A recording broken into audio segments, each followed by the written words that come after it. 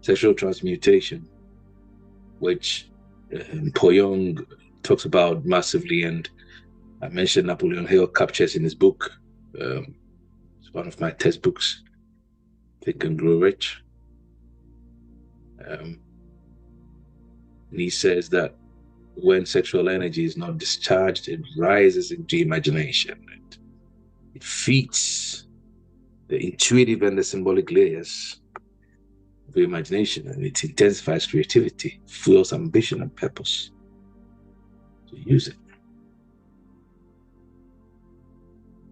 That's why most entrepreneurs, most mystics, leaders across the world, inventors, artists, creative artists, have used this energy as their inner fire and as their inner fuel.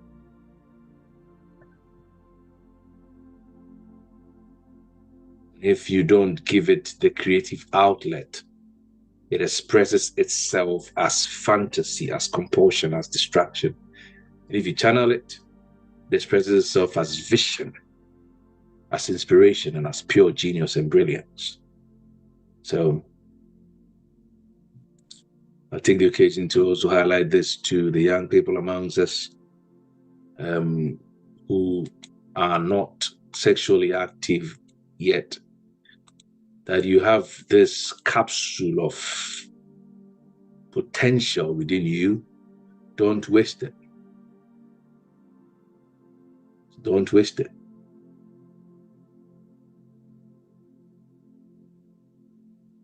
People who have sex more than necessary, people who ejaculate or have orgasms more than necessary, it has been proven that or people who are constantly getting sexual stimulation of any kind, they tend to suffer more from mood swings and irritability, because you're making yourself susceptible to high sensitivity.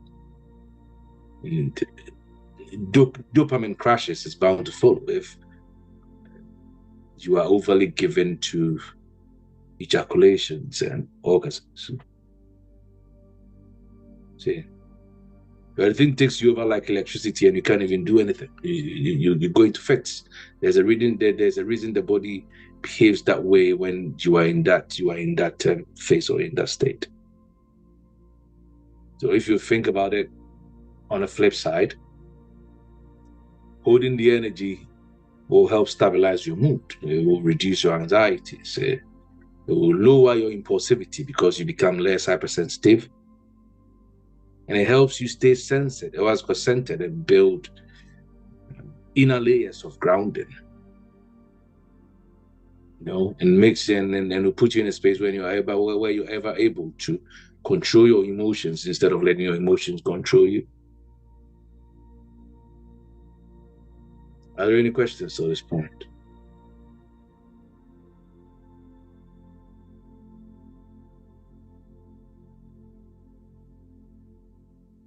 Someone asked a question on YouTube that I saw late on last session, and they were asking if the body doesn't shut down. I wrote I think they said, does the body not shut down sexual chemistry when the energy is not dissipated? And I think it doesn't. Based on how I've understood this, it will rather amplify it outward. It will amplify it outward.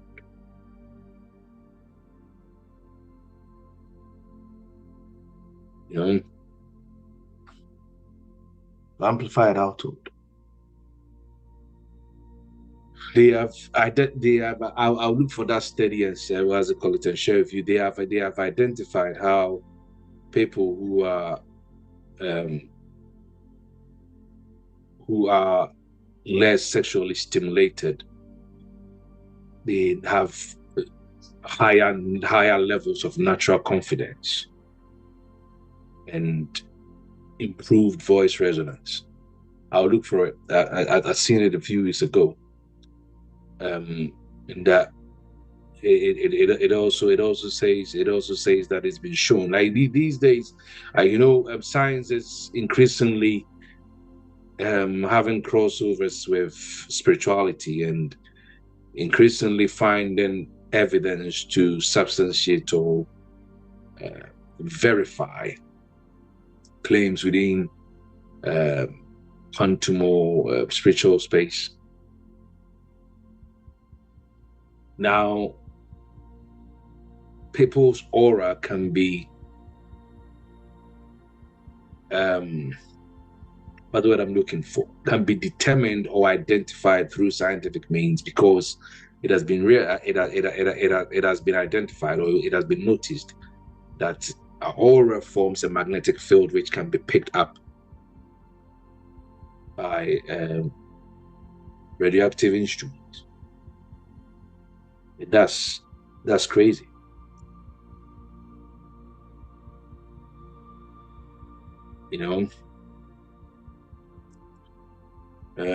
It's something that we will probably not be able to explain fully in a million lifetimes, because it's so dynamic and constantly evolving.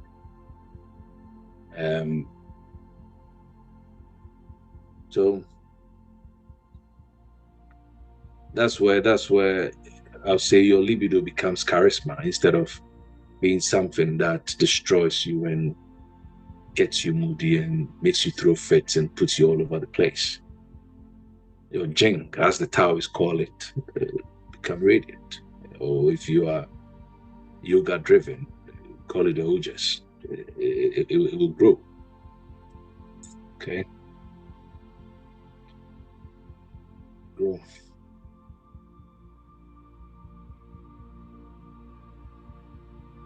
Are there any questions?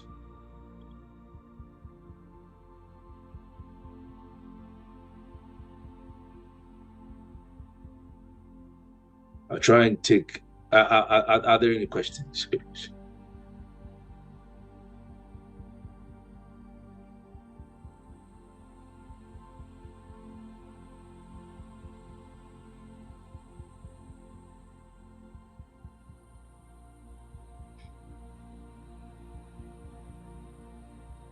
For the kids who were in the session this morning, I know I think Samuel and Jay, you were here, you were there.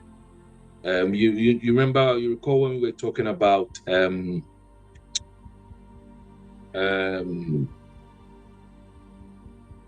how human consciousness operates on a spectrum or on a vibrational scale.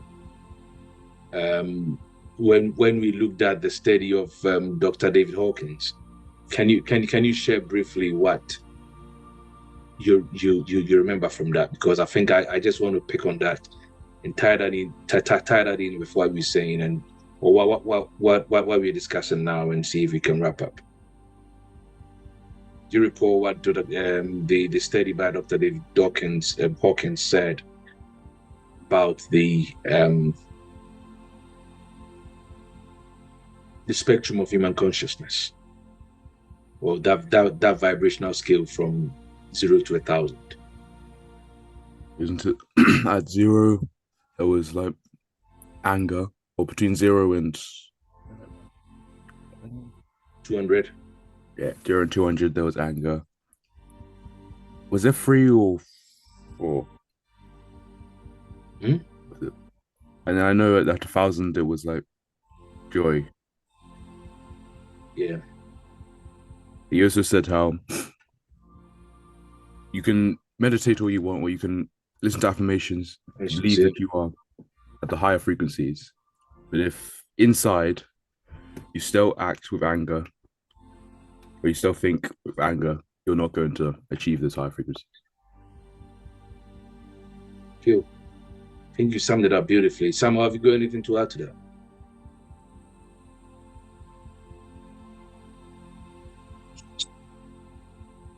Nah, Joshua pretty much said everything.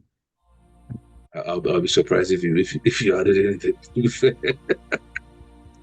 Yeah, it's true. And you see, we aren't trying to get anything from the universe. So I'm chipping this in because like we're talking about this. Someone is asking, all right, so if I'm transmuting this energy, and what am I using it for? We aren't really trying to get anything from the universe, but what we are doing, or what we are doing in essence, we are learning to become the frequency that already has what we're trying to access. See? And that is all, in my opinion, that is all what this transmutation and going beyond is all about, where you can be at one with the very thing that is beckoning for you to step into.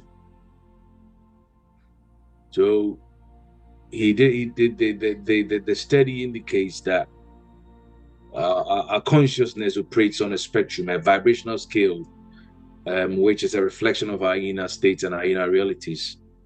And they ultimately determine the experiences that we attract in our lives. See? So below 200, as he said, below 200, as he said, so,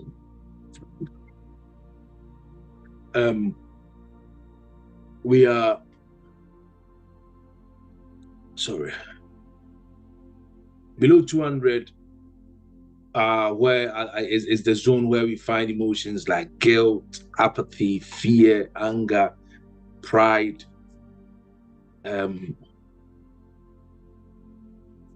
shame, and so on. And this is the realm, or this is the space of victim consciousness. It's the space that is also resonant with where in the place where every urge for sexual activity feels like a compulsion that needs to be obeyed. Very, very, very, very low levels. Okay. And this is where majority of us, majority of humanity, operate unconsciously. See, so it's just one of those things, and it's important for us to kind of acknowledge that we cannot remain at that level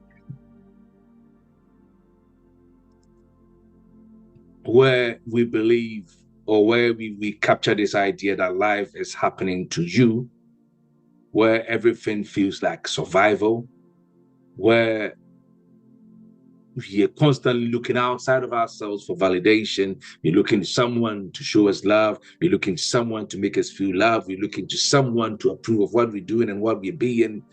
We're looking to someone for safety, and sadly looking to something beyond us for salvation. Very low levels. This is then, and unfortunately, that is where the majority of us are operating from. Where systems are built on fear, which makes us prefer to stay reactive and doubtful and totally disempowered energetically. Then you look at from 200 to 499 is where a few as well, where they are experiencing a shift. And all of these link back to our sexual energies,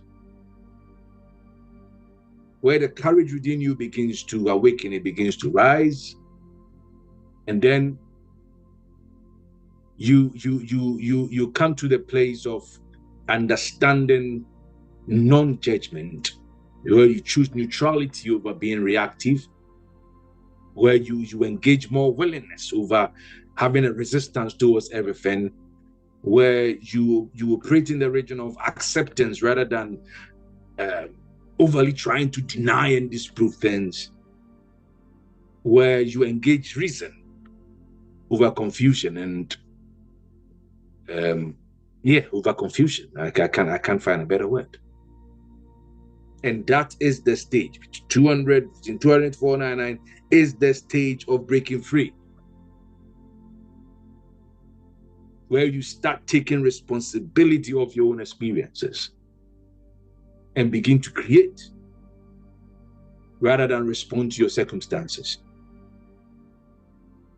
Where you take your destiny into your own hands and you understand that you are the architect of your own destiny, as supported and guided by this entire cosmic, grand, universal essence. From 500 to 599, he says, or the research shows, according to Dr. Hawking, David Hawking, your vibration gets refined. It becomes more refined, and this is the frequency of your love, of joy, of compassion, of gratitude, of inner peace, where you are no longer seeking love from outside, but you come to the realization that you are love itself. You generate it from within you and you radiate it outwards. You are no longer operating on the law of attraction, but the law of radiation. Because it's all within you and you are bringing it outside. Everyone comes to that realization is within us, we bring it outside, and we create a massive, vast field of potentiality, of love. Raise the global vibration and frequency of love around it.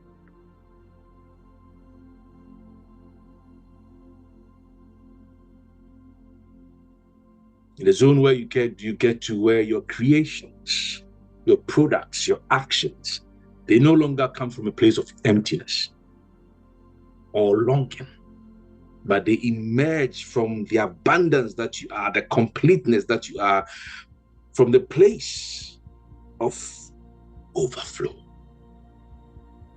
And he says above 600, we enter the domain of pure awakening, pure illumination. You are lighted.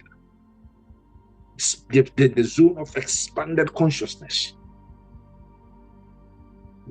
That's where you hit the states that we associate with Buddha, or Buddha consciousness, Christ consciousness, or Krishna consciousness, or other enlightened beings with us within that space.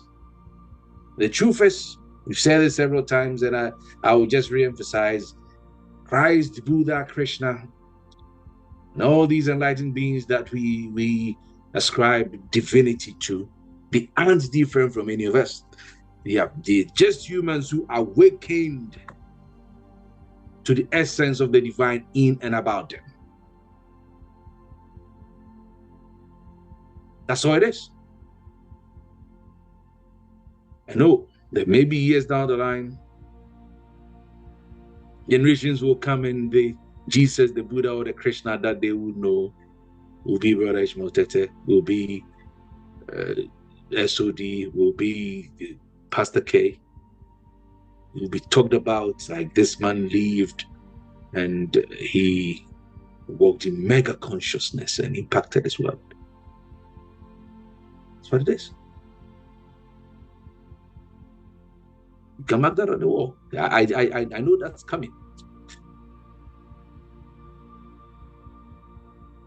That you are working to the point that you become a reference point for consciousness. You become the reference point for love. You become a reference point for peace. You become the reference point for flow, wisdom, and harmony. That's my aspiration.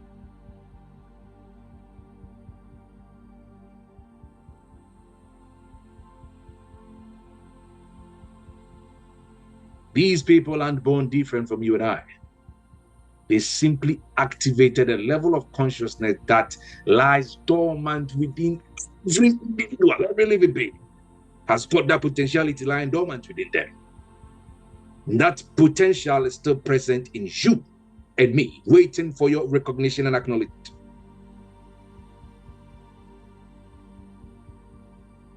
We can only attract experiences that match our current frequency. Whatever the happenings in your life are, is the frequency that you are operating on. That is what is determining your outcomes. So if you want to attract profound outcomes, shift, change the dial.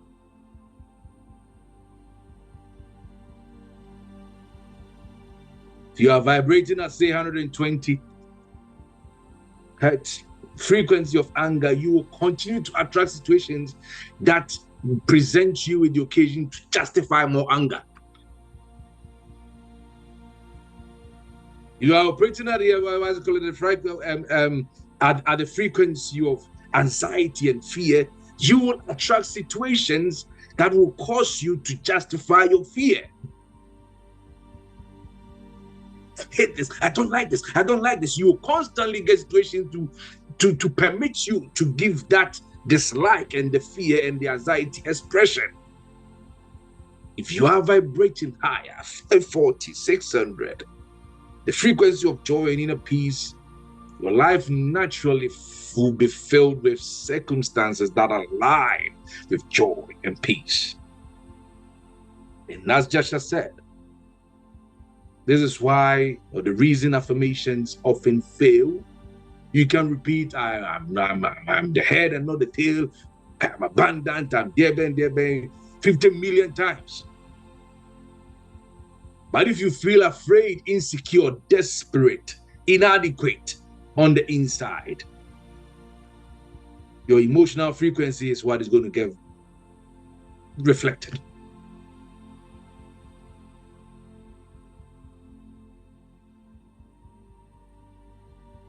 If you are still transmitting lack, your confession won't change, it won't change anything, because the universe doesn't respond to your words, it responds to your vibration.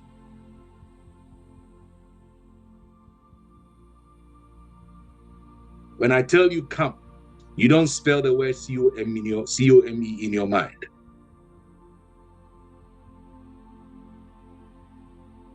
It's the feel. The vibration is sensing you is what you respond to. You don't see letters, you don't see words. If someone insults you with unprintable words, you don't see the words popping in your head, spelling, oh, you are an idiot, I-D-I-O-T. You don't see that. You don't see that. It's how it makes you feel that you respond to. If someone tells me I'm an idiot and I look at myself, I'm not an idiot, I cannot respond with anger.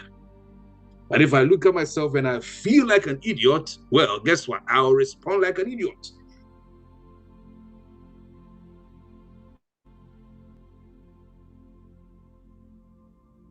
The quantum field doesn't respond to your words.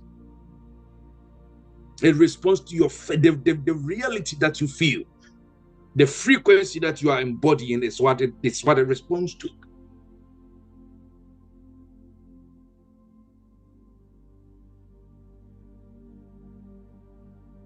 So that's why I have, for some time now, I've just been re-examining this, and I'm like, it's not even a case of thinking you're changing your mindset alone.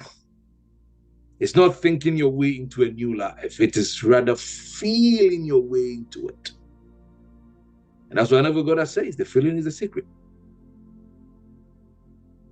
Shift. The moment the inner frequency is shifted, the outer world will have no choice than to reorganize itself automatically. It has no choice. Absolutely no choice.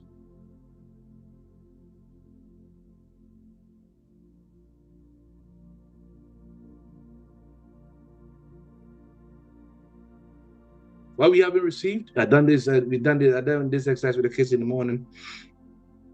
We are born with an operation manual for our bodies. What we haven't received is the manual for our energetic bodies. That is a subtle system that determines your vitality, that determines your intuition, that determines your attraction, that determines your emotional patterns and your emotional gestures, that determines your magnetism, your attraction, and your ability to manifest or repel what you desire. It's what the mystics were taught. ancient wisdom, current relevance.